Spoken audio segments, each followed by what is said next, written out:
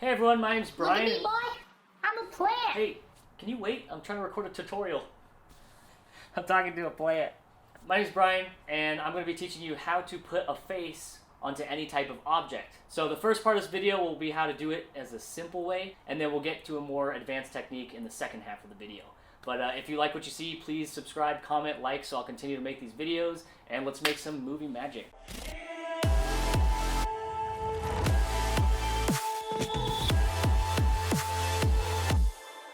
So when you first open up your After Effects composition, you should have two clips that you're going to be using. In this case, I'm going to be using an apple as the object. I'm going to be putting my face on, and then I'm going to have my face layer as well, and I'm just going to put that on top of it. It's kind of embarrassingly close, but we're just going to work with it, all right? So what I'm going to do is go to the very front of the clip here, and I'm going to zoom in. And what I want to do now is trace my mouth. I am going to change the quality to full so I can edit in full quality and see all my little insecurities here. And what I'm going to do is click on the pen tool, and I'm just going to kind of make a, kind of like an oval, but like a messed up oval around my face here, just kind of deformed, so that I cut it out, basically. And there I am. There is my face. Very great.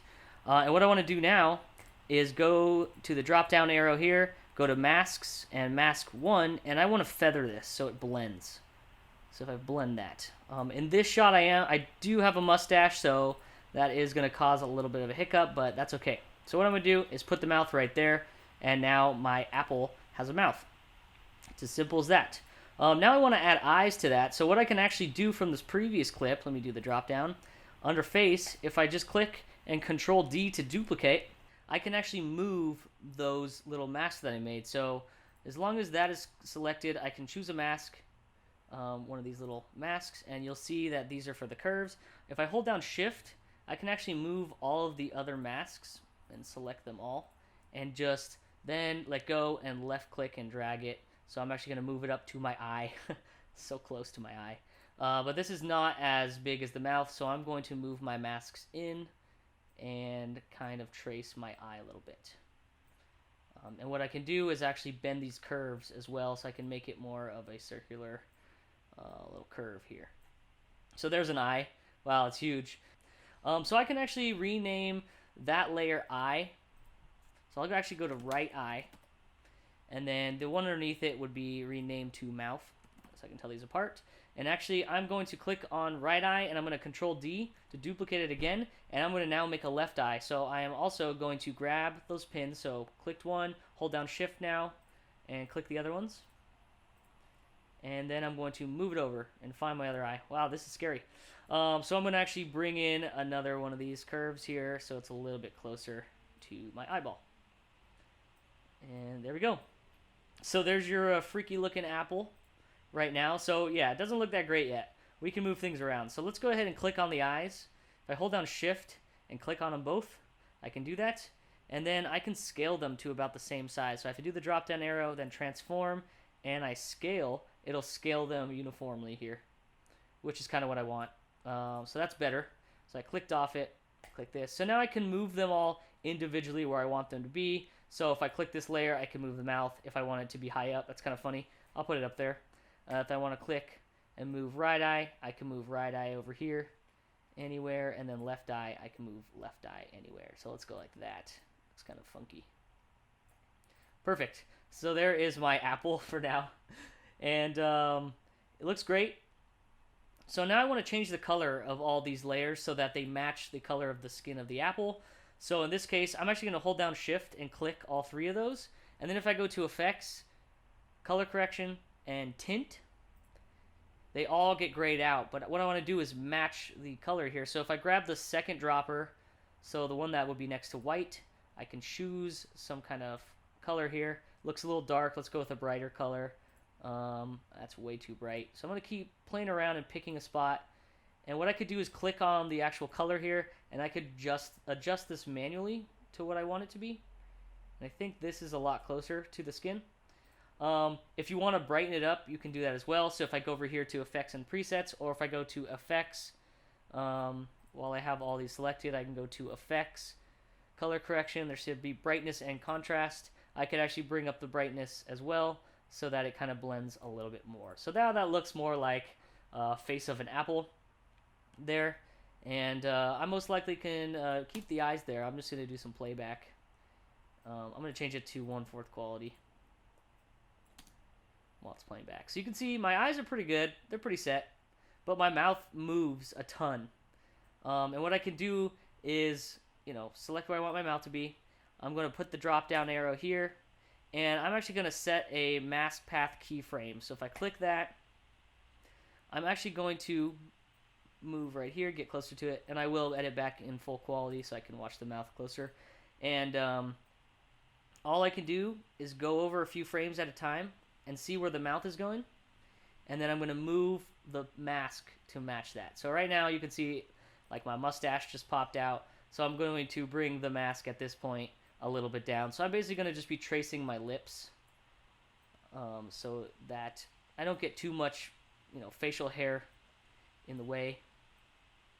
And I can go back and I can see if that looks good, or if I can go this way. Now I can see my mouth is closing, so I'm going to actually follow the lips here with the path. You could do this if you like. If you don't, no worries. It is entirely up to you, but I'm trying to get rid of my facial hair a little bit and just follow the apple mouth. There we go. Go back a few frames so I can see, cover up my mustache a little more here. Close that up. All right, I'm going to go over some more.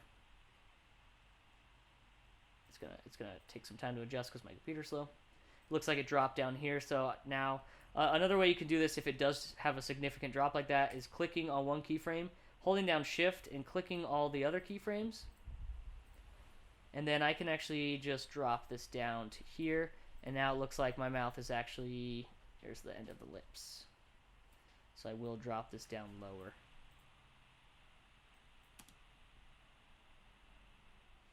Alright, so now we're back here. And I can go back and make sure that I am following the mouth.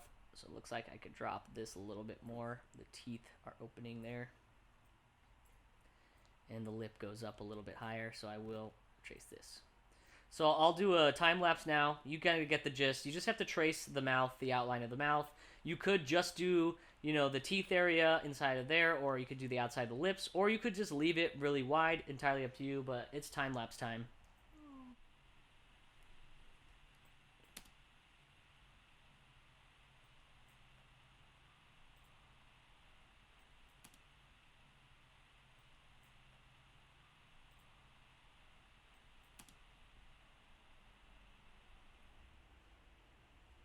So if you hit the spacebar, now you can see what your footage looks like when you did trace the mouth. Now the mouth is pretty much set, but I can still move my eyes wherever I want them to be at any moment here. So I can put them even closer together and still play that back like so.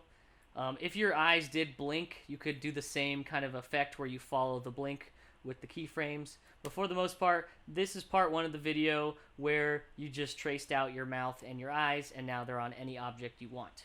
So now part two of the video, I could get into this and get even more detailed. It's a little bit more tedious, but I could actually cut out the teeth so that they really pop. So if I go to my mouth layer, I can Control D and duplicate it. I'm going to rename mouth 2 to teeth.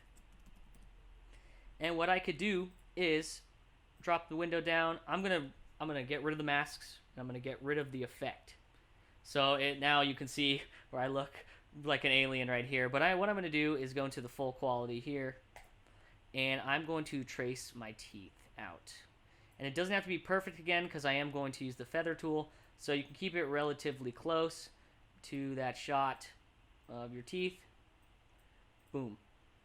And now you can see the teeth kind of pop right there. But what I want to do is feather that. So as long as I have that layer selected, the teeth layer, go to masks, mask 1, feather, bring up the feather a few percentage. There we go. So that kind of blends more, and now it looks a little bit more realistic. I could do that same concept with my eyes as well, but let's just start with the teeth. And what I'm going to do, same thing, mask path, and I'm going to go over a few frames, and I'm just going to follow my mouth again with the keyframes here. So I'll just move them wherever my mouth is going.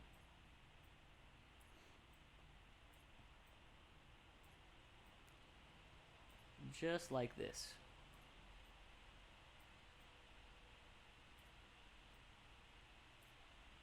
And I can go back a couple frames to see if the transition was smooth. As you can see here, it didn't transition perfectly, so I am going to just move all of these up, holding down shift, clicking all these keyframes, and moving this up to here, and then I'm going to fine tune it, just bringing it up so that just my teeth are selected and not the lips. Still looks pretty good there. It's close enough there. There's some lips in there. I can just blend it. I can go lower. I can cover up the teeth a little bit. I'll go back another frame. So it looks like this might be a little bit more tedious. You might have to go frame by frame depending on how your mouth moves. But you kind of get the gist. So I'm going to do another hyperlapse of this.